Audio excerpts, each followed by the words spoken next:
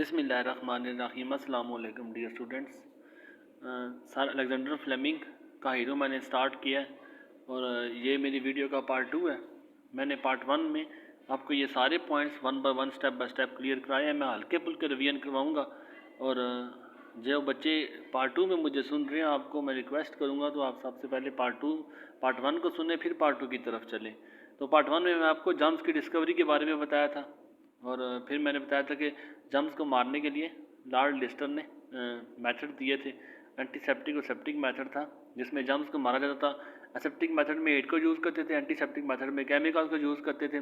फिर मैचनिकॉफ ने आके वाइट ब्लड सेल्स को उसने डिस्कवर किया, बताया कि बॉडी में नेचुरल डिफेंस सिस्टम होता है जिसे हम वाइट ब्लड सेल्स कहते हैं और जब हम केमिकल का यूज़ करते हैं तो जिस्म में वाइट ब्लड सेल्स को भी मार देते हैं। और लास्ट में हमें कोई ऐसा दवा चाहिए थी, कोई ऐसी मेडिसिन चाहिए थी कि जो वाइट ब्लड सेल्स को कुछ ना कैसे जम्स को मारे। तो लास्ट में लाइसोजाइम जो था हमने देखा था कि एक नेचुरल एंटीसेप्टिक था, एक नेचुरल दवा थी जो पास्चर ने डिस्कवर की थी, लेकिन ये मकबूल नहीं हो सकी कि फिर उसके बाद लास्ट में पेंसिलिन के बारे में काबुल का बताया था। ये सारा मैं आपको हल्की फुल्की रिवीजन बता रहा हूँ कि पीछे मैं सारी बातें कर चुका हूँ। तो काइंडली अगर आप सर अलेक्जेंडर फ्लेमिंग को अच्छा समझना चाहते हैं तो आप सबसे पहले पार्ट 1 को सुने, फिर उसके बाद पार्ट 2 की तरफ चलें। ठीक है, अब मैं आपको नेक्स्ट इसका टेक्स्ट स्टार्ट करता हूँ। सारी बातें यही कुछ है जो कुछ मैं आपको ये सारे पॉइंट्स में बता चुका हूँ। नेक्स्ट आपको मैं टेक्स्ट की तरफ लेके चलता हूँ। सर अलेक्जेंडर फ्लेमिंग का टेक्स्ट है सारा। ठीक है, ये सारा टेक्स्ट 1 2 ये 3 4 और 5 पेजेस जो हैं, ये 6 पेजेस जो हैं, सारे टेक्स्ट मैं स्टेप बाय स्टेप आपको सारा करवाऊँगा। और चूँकि आपको पता है ये अलेक्जेंडर फ्लेमिंग जो है ये हीरो जो है काफ़ी लेंथी है ये टॉपिक, तो मैं आपको डिफरेंट पार्ट्स में करके बताऊंगा ताकि आपको समझने में भी आसानी दे, आपको सुनने में भी आसानी दे, एक साथ आप बोर भी फील ना करें। तो अलेक्जेंडर फ्लेमिंग का पार्ट 2 में आपको मैंने पार्ट 1 में जो कुछ बातें बताई हैं, ये सारा जितना भी टेक्स्ट आपको मैंने अभी दिखाया ये सारा आप क्या लेके मैंने इसका कुल खुलासा आपको बता दें कि हल्की फुल्की बातें आपको सारी बता दें कि हमने अलेक्जेंडर फ्लेमिंग के बारे में क्या कुछ पढ़ना है। तो वही से सब कुछ स्टार्ट करेंगे। काइंडली आपसे रिक्वेस्ट है कि पार्ट 1 सबसे पहले सुने, फिर उसके बाद पार्ट 2 की तरफ आएँ अच्छी अंडरस्टैंडिंग के लिए। तो टेक्स्ट में स्टार्ट करता हूँ। पास्टर डिस्कवर जम्स, ये सारी बातें मैं आपको पार्ट 1 में क्लियर कर चुका हूँ। पास्टर ने जम्स को डिस्कवर किया and Lister killed them. Lister जो था, जो लॉर्ड लिस्टर सर्जन था, उसने इनको मारा। कैसे कि आपको बताया पीछे पार्ट 1 में उसने मेथड दिया था, antiseptic method. These two man ये दोनों आदमियों ने, कौन से, पास्चर और इसके साथ साथ जो लिस्टर था, इन दोनों आदमियों ने दीज टू मैन टुगेदर आपस में रेवोल्यूशनाइज्ड कहते हैं, चेंज कर दिया, बदल के रख दिया, इनकलाब बर्पा कर दिया। The theory and practice, theory कहते हैं नजरिए को, व्यू पॉइंट को, प्रैक्टिस कहते हैं अमल को। नजरिया और अमल ऑफ मेडिसन के अंदर, मेडिसन के जो नजरियात थे, मेडिसन के जो अंदर प्रैक्टिकल थे, उनको इन दोनों ने चेंज करके रख दिया। इन दोनों ने, पास्चर ने और लॉर्ड लिस्टर ने। Louis Pasteur of French chemist, Louis Pasteur था जो कि फ्रांस से इसका तल्लक था, डिस्कवर्ड दैट, उसने डिस्कवर किया, उसने दरियाफ्त किया that disease was caused by the living organisms. Living organism जिंदा जानदार जो होते हैं, ये डिजीज वाज काज्ड, बीमारी बनती है, बीमारी की वजह लिविंग ऑर्गेनिजम्स है, लिविंग बॉडीज है, ये नमियाती इज्साम है, जिंदा इज्साम है।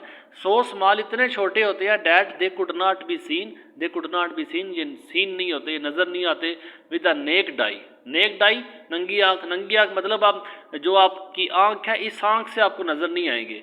अगर आपने इनको देखना है तो आप माइक्रोस्कोप का यूज़ करें, आप उनको ऑब्जर्व करना चाहते हैं, ये आपको इस आँख से नज़र नहीं आएंगे जो आँख अल्लाह ताला ने आपको बनाई है, इस सीधी आँख से नज़र नहीं आएंगे आपको। माइक्रो ऑर्गेनिजम्स है, ये माइक्रो है, ये माइक्रोस्कोप के साथ नज़र आने वाले ऑर्गेनिजम्स है। ये ऐसे ऑर्गेनिजम्स हैं जिनको आपको देखने के लिए माइक्रोस्कोप का यूज़ करना पड़ेगा। माइक्रो ऑर्गेनिजम्स और माइक्रोब्स और बैक्टीरिया और जर्म, मुख्तलिफ किस्म के नाम हैं इनके। कभी माइक्रो ऑर्गेनिजम्स कहा जाता है, कभी माइक्रोब्स कहा जाता है, कभी बैक्टीरिया इनको कहा जाता है, कभी जर्म्स कहा जाता है। द वर्ड्स ऑल मीन, जितने भी वर्ड्स हैं, सेम थिंग, इन सब वर्ड्स का मतलब सेम थिंग, एक ही चीज़ है।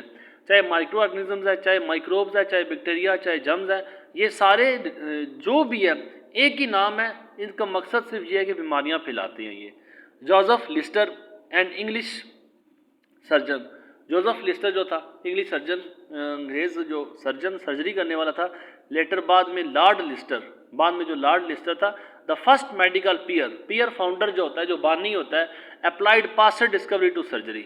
इसने पास्चर की डिस्कवरी ऑफ जर्म्स जो था, कि जिस पास्चर ने जर्म्स को डिस्कवर किया था, इसने सर्जरी में, आपको मैंने पार्ट 1 में डिटेल से बताया कि सर्जरी में उसने कैसे इसकी डिस्कवरी को उसने अप्लाई किया था। सर्जरी में इसे पता चला था कि जो सूजन होती है ये डायरेक्ट लिंक जर्म्स की वजह से ही होती है। सिंस जर्म्स आर अलाइव, अगर जो जर्म्स हैं वो अलाइव है, वो जिंदा है, जर्म्स कैन बी किल्ड, तो जर्म्स को मारा भी, जिंदा चीज़ को मारा भी जा सकता है। They can be destroyed by heat, aseptic method और एंटीसेप्टिक मेथड, दोनों का आपको रिपीट कर चुका हूँ। और जो बच्चे पार्ट 1 के साथ सुन रहे हैं, आप उम्मीद है कि आप अच्छी अंडरस्टैंडिंग भी ले रहे हैं, जो कुछ बातें आपको रिपीट कर चुका हूँ, इसलिए मैं दोबारा से इन बातों को रिपीट नहीं कर रहा। तो जर्म्स जो है can be destroyed by heat, germs को हीट के थ्रू डिस्ट्रॉय किया जाता है, एसेप्टिक मेथड के थ्रू डिस्ट्रॉय किया जाता है, or poison by certain chemicals, जहाँ उनको पॉइजन के, जहाँ उनको जहर दिया जाता है बाय सर्टेन केमिकल्स, खास किस्म के केमिकल, जिसमें आपको आयोडीन और कार्बोलिक एसिड जो नंबर केमिकल है उनके बारे में आपको बता चुका था।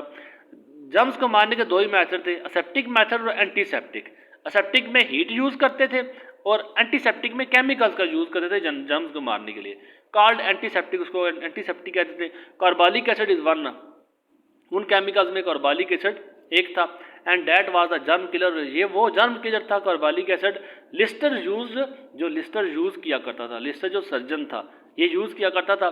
प्रीवियसली सर्जन, प्रीवियस जो लास्ट होते, जो पहले वाले होते हैं, surgeon had without knowing it, अब प्रीवियस सर्जन जो पहले वाले सर्जन होते, विदाउट नोइंग, बगैर जाने, इन्फेक्टेड दियर पेशेंट, अपने पेशेंट को वो इन्फेक्ट करते थे, इंजेक्ट करते थे on the operating table, operation table में अपने पेशेंट को वो इंजेक्ट कर देते थे विद जर्म्स के साथ। कैसे कि एक जो पेशेंट है फुल ऑफ जर्म्स है, ठीक है, अब उसका ऑपरेट किया, उसको ऑपरेशन किया, जो इंस्ट्रूमेंट उसके अंदर यूज़ किए हैं ऑटोमेटिकली वो जर्म सारे उस इंस्ट्रूमेंट में आ जाएंगे।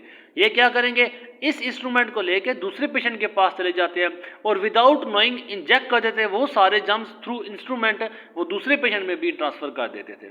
मैं इतनी मुश्किल बातें नहीं कर रहा कि आपको समझ नहीं आ सकेंगी, कि एक मरीज से वो जर्म्स लेके जा रहे हैं थ्रू इंस्ट्रूमेंट, और ये मरीज दूसरा है, ये सारे जर्म्स थ्रू इंस्ट्रूमेंट ये इस मरीज में ट्रांसफ़र करते जा रहे थे, और विदाउट नोइंग उन्हें इस बात का पता नहीं होता था। Chiefly from the surgical instrument, खास तौर पे वो कैसे ट्रांसफ़र करते थे, फ्रॉम द सर्जिकल इंस्ट्रूमेंट, वो इंस्ट्रूमेंट जो सर्जरी में यूज़ होते थे।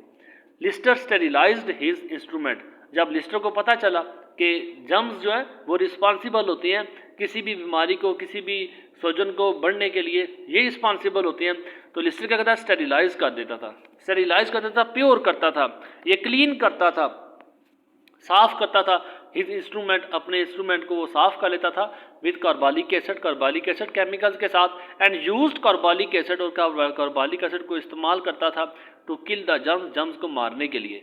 ऑन हिज हैंड्स, अपने हाथों पे, on the patient skin, patient की स्किन पे भी कार्बोलिक एसिड का यूज़ करता था, इवन इन द एयर, और हवा में भी कार्बोलिक एसिड का इस्तेमाल किया जाता था। In the operating theatre, operation theatre में जो हवा थी वहाँ पे भी स्प्रे किया जाता था कार्बोलिक एसिड का। Then he could cut his patient, फिर वो अपने पेशेंट को वो कट करता था, कट लगाता था ओपन, खुले, विदाउट फियर, बगैर खौफ किए, of infected them with the germs of disease. अब उसे ये खौफ नहीं होता था कि वो इस जो बीमारी के जो जरासीम है वो इंजेक्ट कर रहा है पेशेंट के अंदर, क्योंकि उसने अपने हाथों को भी और पेशेंट की स्किन को भी और हवा जो थी थिएटर के अंदर उन सब का कार्बोलिक एसिड का इस्तेमाल किया था। अब इसे डर नहीं होता था कि पेशेंट के ट्रांसफ़र कर रहा है वो एक जर्म से एक पेशेंट से दूसरे पेशेंट में वो जर्म्स को ट्रांसफ़र कर रहा है, ये खौफ इसके अंदर से मिट जाता था।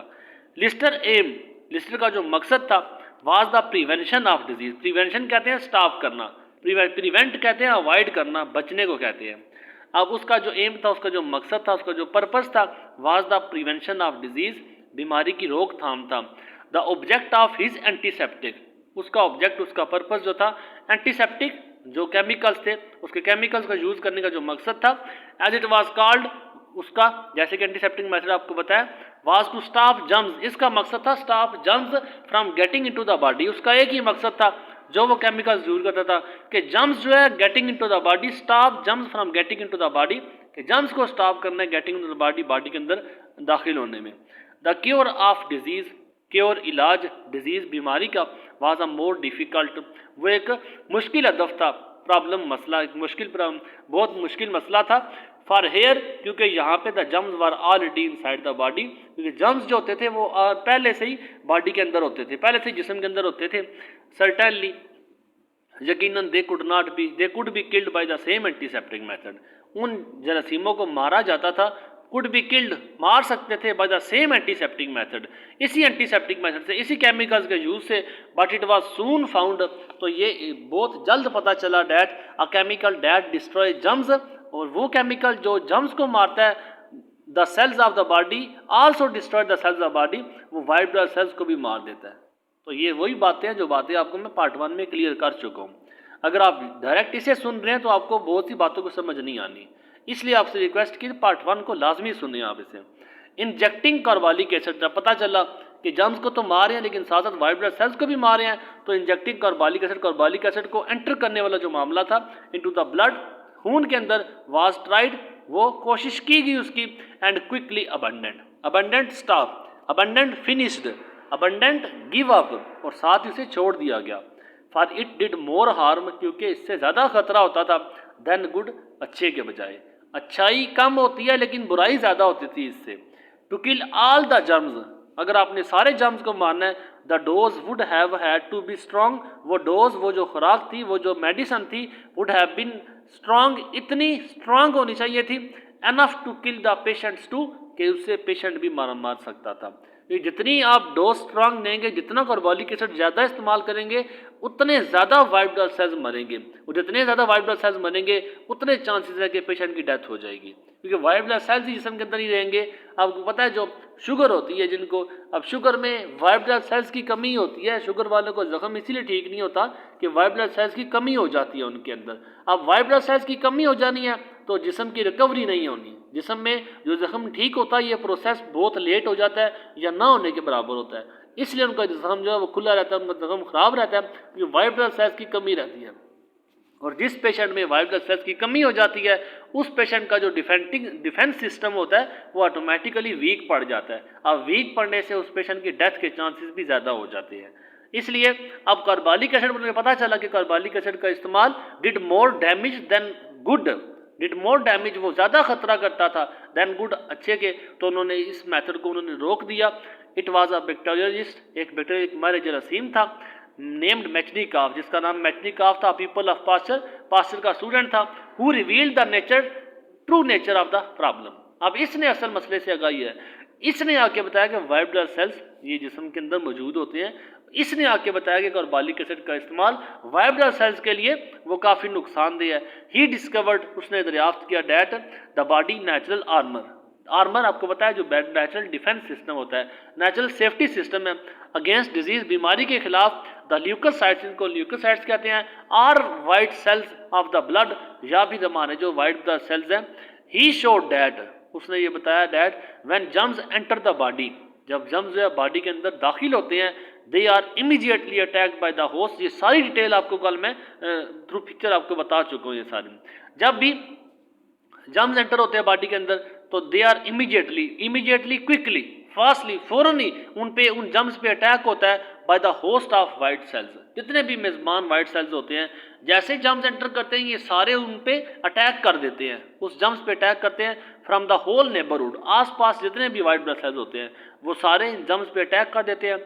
विच रश टू ज्वाइन बैटल, अब ये रश रैन भागते हैं टू ज्वाइन बैटल, इस जंग में शरीक होने में। जो भी जर्म्स एंटर करता है आसपास के सारे वाइट ब्लड सेल्स उस जर्म्स पे अटैक कर देते हैं। अब ये एक बैटल स्टार्ट हो जाती है विद द इन्वेडर अटैकर जो होते हैं, जो हमला करने वाले होते हैं, लाइक सोल्जर्स आंसरिंग अ बगल कॉल। बगल एक खतरे की घंटी जो होती है, जैसे जर्म्स एंटर किया एक खतरे की घंटी जिस्म के अंदर बजनी है, आसपास के सारे वाइट ब्लड सेल्स उस जर्म्स की तरफ बढ़ती है, उस जर्म्स की तरफ अटैक करते हैं। फिर एक जंग छिड़ी जाती है and a fight to the death, एक ऐसी लड़ाई जो डेथ मौत तक जारी रहती है। For it ended only the death of the germ, क्या होगा तो ये वाइट ब्लड सेल्स और जर्म्स के खिलाफ जो जंग लड़ी जा रही है, एंडेड इफ ओनली एंडेड, ये सिर्फ एंड होगी and with the death of the germs, या तो जर्म्स की डेथ होगी और the death of the patient, या पेशेंट की डेथ मतलब वाइट ब्लड सेल्स की डेथ हो जानी है। वाइट ब्लड सेल्स की डेथ पेशेंट की डेथ है या फिर जम्स ने मर जाना है। Carbolic acid and all other non antiseptic, carbolic acid और जितने भी दूसरे केमिकल्स थे डिड मोर डैमेज, वो ज़्यादा नुकसान करते थे to the leucocytes white blood cells का देन टू द जम्स के बजाय। अब मतलब इन्होंने जम्स को तो मारना लेकिन बड़ी तादाद में वो वाइट ब्लड सेल्स को भी मार देते थे। The problem was to find, तो मसला ये था कुछ ऐसा तलाश किया जाए, समथिंग कुछ ऐसा that would attack only the germs, जो सिर्फ जम्स को अटैक करे एंड टू हेल्प और मदद करे, नॉट डिस्ट्रॉय मत मारे द फाइटिंग ल्यूकोसाइट्स, जो वाइट ब्लड सेल्स हैं उनको ना मारे। तो कुछ ऐसा होना चाहिए था, कुछ ऐसा तलाश करना है कि जो जम्स को तो मारे वाइट ब्लड सेल्स को ना मारे बल्कि उन वाइट ब्लड सेल्स की हेल्प करे, क्योंकि वो ऑलरेडी इन जम्स के खिलाफ फाइट कर रहे होते हैं। लेकिन तब तक का टाइम है, उस वक्त तक इनके पास ऐसा कोई भी मेडिसिन मौजूद नहीं थी। तब ये उन्होंने एक हल्का सा बैकग्राउंड बताया, the problem was still unsolved, ये जो मसला था स्टिल अभी तक अनसॉल्व्ड ये हल नहीं हुआ था। इन 906 तक उनको कोई मेडिसिन नहीं मिली सिवाय केमिकल्स के अलावा, सिवाय हीट के अलावा उनके पास कोई तरीका नहीं है जिससे जम्स को मारे। तो 906 तक ये मसला जू का तू ही रहा। When Alexander Fleming pass the finals of his medical examination, तब आहिस्ता आहिस्ता अलेक्जेंडर फ्लेमिंग की तरफ आ रहे हैं। तो अलेक्जेंडर फ्लेमिंग ने अपना मेडिकल एग्जामिनेशन का फाइनल उन्होंने पास किया and join the staff of the inoculation. Inoculation कहते हैं जो इंजेक्शन वगैरह का डिपार्टमेंट होता है। अब उन्होंने इनोकुलेशन डिपार्टमेंट को उन्होंने ज्वाइन किया सेंट मैरीज हॉस्पिटल पेडिंगटन के अंदर। सेंट मैरीज हॉस्पिटल के अंदर जो इनोकुलेशन डिपार्टमेंट था, अपने फाइनल करने के बाद, मेडिसिन की फाइनल करने के बाद उन्होंने इनोकुलेशन डिपार्टमेंट को ज्वाइन कर लिया। Alexander Fleming was born on a farm, यहाँ पे अर्ली लाइफ ऑफ फ्लेमिंग है, अर्ली एजुकेशन ऑफ फ्लेमिंग है वगैरह वगैरह। आप देखें यहाँ से आप प्रॉपर तौर पे फ्लेमिंग का आगाज़ स्टार्ट करोगे, फ्लेमिंग के बारे में आप जानना शुरू करोगे। पीछे उन्होंने हल्का फुल्का बीमारी का तारफ बताया, जो कुछ आपको मैं सारी बातें क्लियर कर चुका हूँ। Alexander Fleming was born on a farm. आप इनकी जो अर्ली एजुकेशन है, अर्ली लाइफ है, उसके बारे में आप देखते जाए। अलेक्जेंडर फ्लेमिंग जो थे बॉर्न पैदा हुए ऑन अ फार्म, एक फार्म में नियर डार्वल, डार्वल जगह का नाम है, डार्वल में एक फार्म पे उनकी पैदाइश हुई। इन आयरशायर जगह का नाम था। ऑन अगस्त 6 1881 अगस्त 6 को उनकी पैदाइश होती है। He was the youngest of a family of 8 बहन भाइयों के खानदान के ये सबसे यंग थे, ये सबसे छोटे थे। हिज फादर डाइड, इनका जो बाप था डाइड, वो मर गया। When he was 7 years old, जब वो 7 साल के थे। एंड हिज एल्डेस्ट ब्रदर, और उनका जो बड़ा भाई था Hugh, to cover the management, उनका जो बड़ा भाई ह्यू था to cover the management of the farm. बाप की डेथ के बाद उस फार्म की जिम्मेदारी सारी इनके बड़े भाई पे आ गई। Alexander was the then still going to the village school, गांव के स्कूल में तब तक ये जा रहे थे। एट 10 साल की उम्र में ही वेंट टू डार्वल स्कूल, डार्वल जगह का नाम आपको बताया, डार्वल स्कूल में चले गए। And stayed till he was 12 साल तक उन्होंने वहाँ पे तालीम हासिल की। That was the age limit, अब उस स्कूल में 12 साल एज लिमिट थी, 12 साल तक पढ़ाई थी। द क्वेश्चन वाज देन, तो तब ये मसला सवाल था, दैट देन डिस्कस्ड, फिर ये सवाल उठा, weather he should continue his education, आया कि ही शुड कंटिन्यू, उन्हें अपनी एजुकेशन कंटिन्यू करनी चाहिए, और go back to the land, या फिर अपनी लैंड, अपनी ज़मीन में वापस चले जाए। इट वाज डिसाइडेड, तो ये फैसला किया गया, to keep him at school, कि उन्हें स्कूल में ही रखा जाए। And he went to Kilmarnock Academy, ये उनके जो इदारे हैं अपने जहन में रखने हैं, इनकी अर्ली एजुकेशन पे क्वेश्चन आता रहता है। एट 14 साल की उम्र में ही वेंट टू लंदन, वो लंदन में चले गए। And for the next 2 years, अगले 2 सालों तक ही studied at the Regent Street Polytechnic, मुख्तलिफ इदारों के नाम, जहाँ पे पहले डार्वल में रहे, फिर उसके बाद किलमार्नॉक अकेडमी है, फिर उसके बाद polytechnic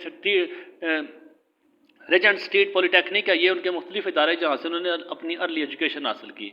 3 of his brothers were already in London, 3 उनके भाई जो थे वर ऑलरेडी इन लंदन, वो पहले ही लंदन में थे। व्हेन ही अराइव्ड, जब वो वहाँ पे पहुँचे। One of them Thomas had studied medicine at Glasgow University. बहुत इंपॉर्टेंट क्वेश्चन है, why Fleming family was called a doctor Fleming, doctor family, Fleming की जो फैमिली थी वो डॉक्टर फैमिली के नाम से जाने जाती थी, क्यों, क्या वजह थी? इस पैराग्राफ में आप उनके बारे में आंसर जानोगे कि एक जो उनका भाई था हैड स्टडीड मेडिसिन, थॉमस उनका जो भाई था स्टडीड मेडिसन, वो मेडिसन की स्टडी करते थे एट ग्लासगो यूनिवर्सिटी। ग्लासगो यूनिवर्सिटी में उनका भाई मेडिसन की स्टडी कर रहा है। And was qualified oculist.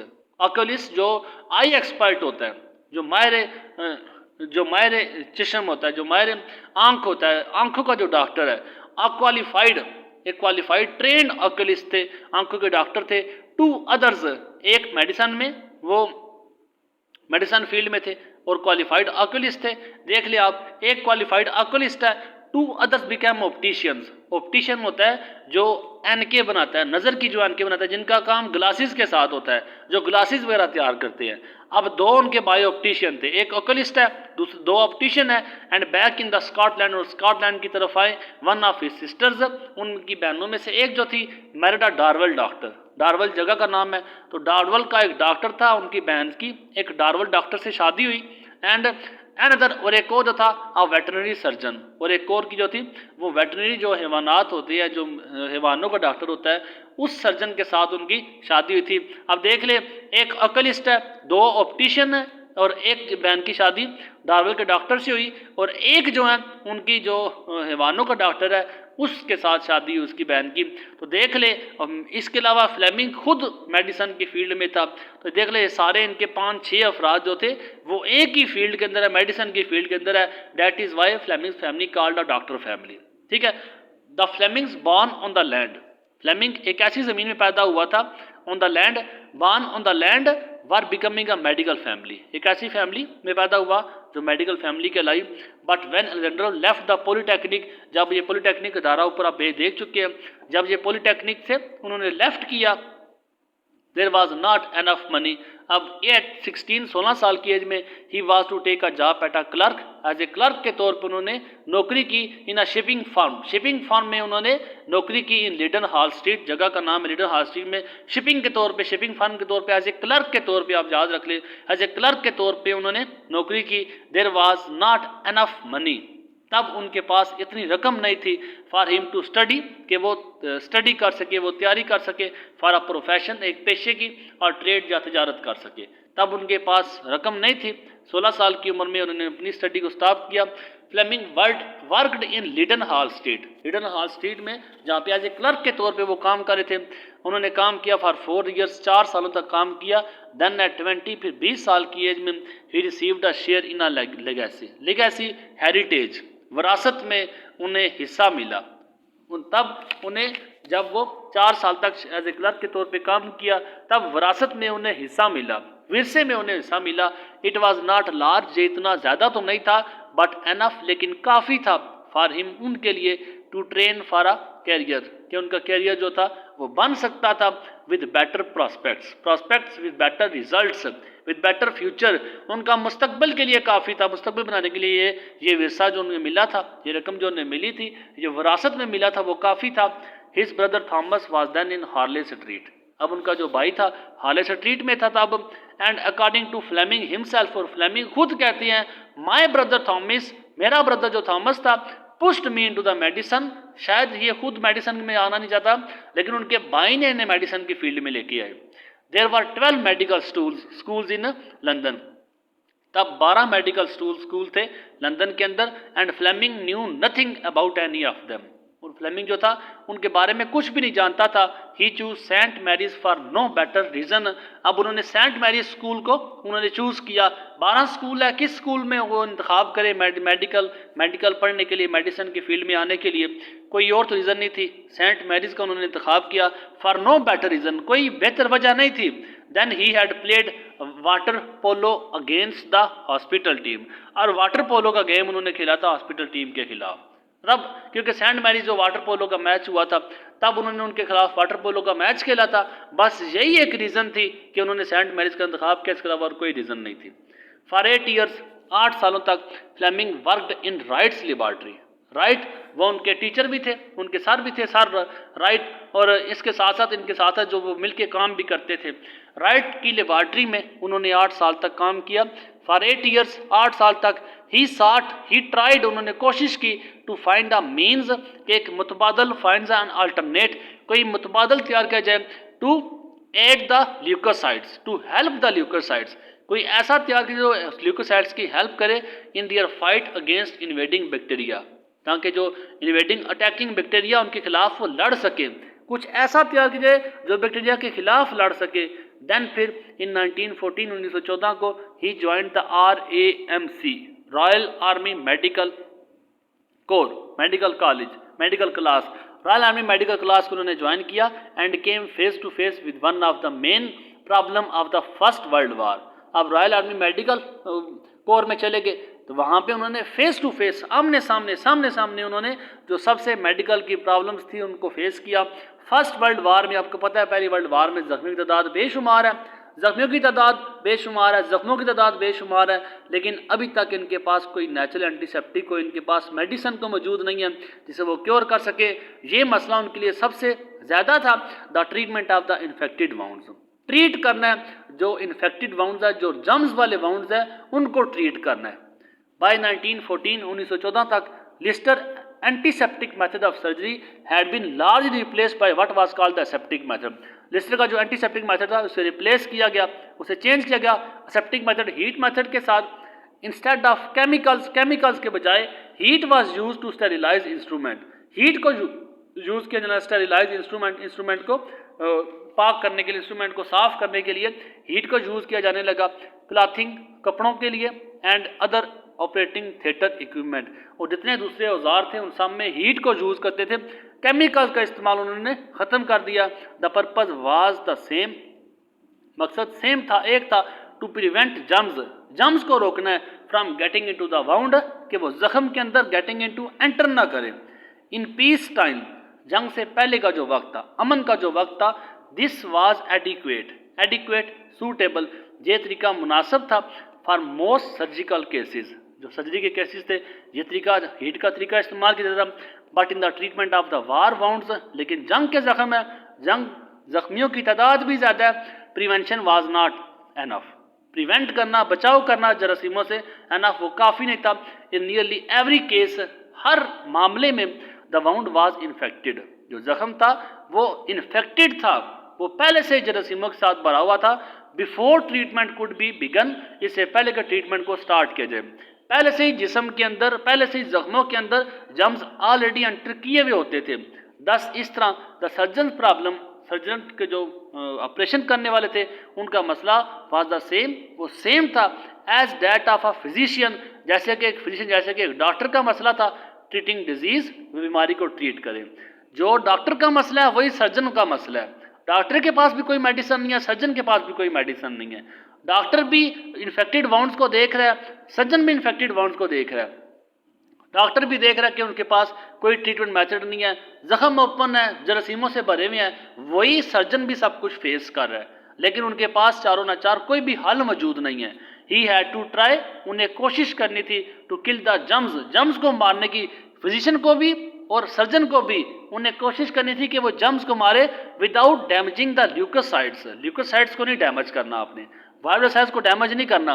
That were already fighting against them, कि ये ऑलरेडी पहले से ही फाइट कर रहे होते थे अगेंस्ट देम, उन बीमारियों, उस जरासीमों के खिलाफ ये पहले से ही फाइट कर रहे थे। इनको बचाना है, इनको मारना नहीं है। अब ये फिजिशियन का भी था, ये डॉक्टर्स का भी यही एम था, और यही एम जो सर्जन थे उनका भी यही एम है।